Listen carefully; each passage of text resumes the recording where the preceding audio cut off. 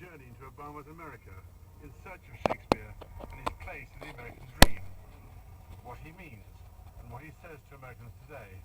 That's it, today's weather. Stay connected all day with the News 4 New York app. Have a great day and a safe ride. So I'm sitting here on a park bench in Central Park next to a statue of William Shakespeare with James Shapiro, who is the acclaimed author, among other things, of a book called 1599. But you've been a Shakespeare scholar for many years. I've taught at Columbia University for 30 years. And what is the story of the statue? The statue.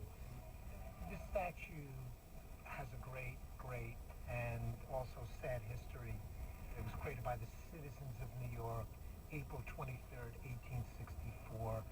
That was really the first anniversary of Shakespeare that was celebrated in America, the 300th anniversary. And that really drove this. There weren't any Shakespeare professors back then. The best of the lot was Edwin Booth.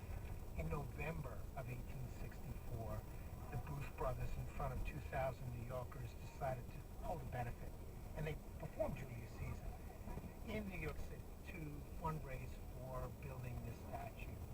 And they succeeded in raising enough money. 4 months later, his brother, John Wilkes Booth, who just played in Julius Caesar, assassinated Abraham Lincoln, declaring in his written statement, drawn from Julius Caesar, that tyrants must be slain. So John Wilkes Booth, Lincoln's assassin, was a Shakespearean actor. Having shot the president, he actually quoted from Julius Caesar before fleeing the scene. Shakespeare has really been mixed up in the American story from the very beginning. I wonder if this was because the first settlers would have treasured the plays as a reminder of home. And I put this point to Stephen Greenblatt, the best-selling author of William the World.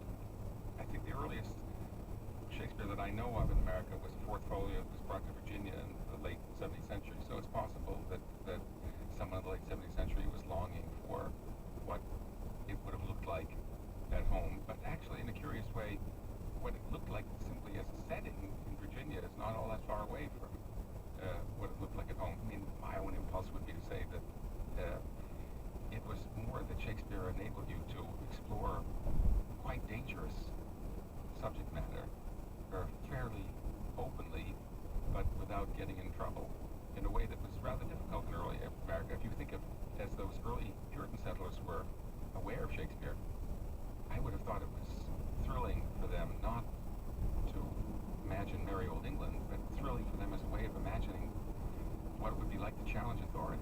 By 1776, after independence, Shakespeare was becoming a naturalized American in the prairie homes of those early pioneers. Here's Michael Whitmore from the Folger Library. The preamble to American life, or the preamble to modern life, was really written by Shakespeare. It was said that the books that were in American homes across the country were either Shakespeare or the King James Bible. And as we think about the ideas that are so powerful and interesting in Shakespeare, ideas of individuality, of curiosity, of passion, of the imaginative power of writers, that is an important episode in the creation of this country. So Shakespeare was really becoming a lightning